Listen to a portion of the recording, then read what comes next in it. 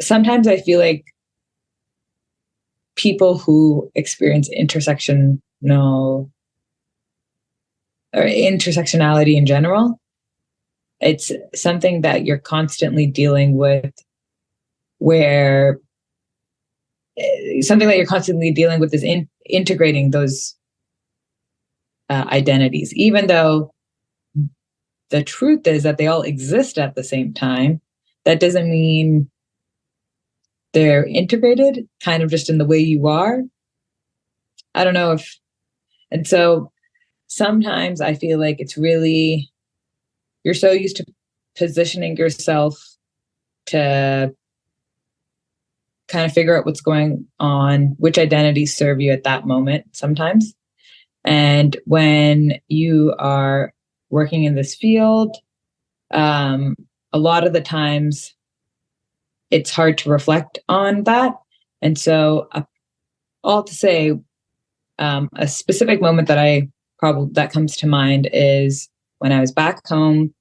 I was only in the village for like 5 days. So we were like jam packed. We had to see like every single person that lived, like all my family, like the important ones. We didn't get to see everyone, and who knows who's mad. And just like, there's certain things that I wanted to do, and a lot of the stuff had to do with just like connecting to the land. And I can't get over how like, that's a privilege that I feel like we don't experience. Like I don't know, it's just crazy. Like we were staying at my cousin's house, and there's just a papaya tree, like, and they're just out here like growing sweet potato, and there's grapevines, and like, it's just like, for example, my cousins were describing that like when the pandemic hit and lockdown hit, they were completely self-sufficient.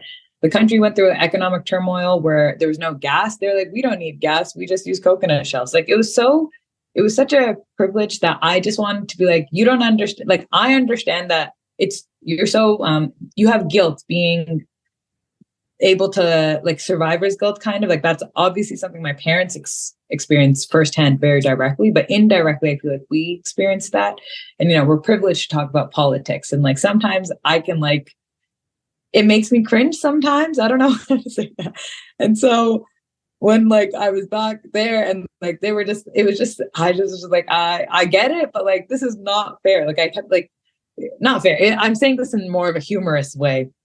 When like my mom was so excited to show me, because she knew that I was into this stuff. So like my cousins, like I was so scared that they were going to judge me, but like I showed up and they're like, why is this girl taking pictures of like bugs and plants? And then they're like, okay, she's pretty funny. Like she's just weird. Like they were just like, okay. Like I thought, and like my mom was also really excited. It was such lovely thing to like see, where she was like, yeah, like she would like be like, I need to like show her this. And one of the things is I want to go clam digging, because my cousin's husband,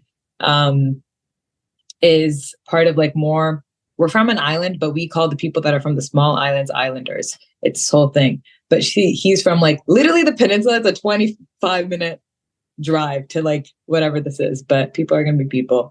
And so he's from like one of the island villages. And so my mom once told me like 3 years back that like my cousin and him, like they would go clam digging with their feet. And I was like, that is insane. I just never knew that people ate clams, that we were so accessible. Like, yeah, it makes sense, obviously, Shal, like they're on an island in the Indian Ocean, but like there's just certain contexts, again, that you don't necessarily actively think about. Because I was like, our parents were also like, that's not necessarily the thing that they're going to share immediately. I don't know. And so I was like, I need to go clam digging. So even my mom like made that a thing. And she asked like my cousin's husband, and he was like, okay, that's a bit weird, but sure. Like, he was scared that like, because I was like grew up in North America, that like something would cut my feet and I'd get so like annoyed. But like I was so used to, I like that connection to land. That's what it is. He didn't expect me to have a connection to the land the way I didn't. I think in general, like my family, because we grew up here, and like that's kind of just a corner that you're mildly not forced to, but end in, because it's not necessarily encouraged actively. I don't want to make assumptions here for everyone, but in my case, at least, to be outside and do those things or whatever it was. And so that was kind of funny. And so he was like, okay, cool. And he like, we're going in there. He's like, okay, take off your shoes. You're going to like go. Basically, I was like, well, how do you guys do this? And they're like, you just feel with your feet. And if something feels like a rock, it's probably going to be a clam. And I was like, okay, like what the heck? And like, I was just like, business as usual. Okay, if they're here, I'm here. It is what it is. And then like, when I was like talking to him, he was like, yeah, long story short, he's a marine conservation officer. Had no idea. Like, my family's never, they're like, why do I know the most useless things ever? And like, I'm out here talking to people that I don't really want to talk to when I could have been talking to this guy this whole time. That was like, it was just like such a funny moment. And like, I'm talking about it because it was like funny and whatever, but I was just like, like the conversations we were having, he was talking about like issues with sea cucumber exports and like the politics behind it, and local fishermen losing out to like big corporations that are like, the same shit that like, it's a universal experience that we all have if we're working in this field. And he was like, if you're a director general, like because he's in the bureaucracy, he's like, if they don't have your back, then like it is, your job can really suck. And I was like, it's the same thing here. The only difference is like, sociopolitically, I have a lot more privilege. I can protest. Like, people are out here stealing our wetlands the same way they're stealing like the mangrove forest is. It's obviously it's not all the same, but it's a shared experience. And I think that was such a powerful moment. And I just, like, he told me he's like going into law. He's like, and I was like, yeah, like, I understand what you're talking about. And like that connection to the land, I could talk about this land because I have this understanding.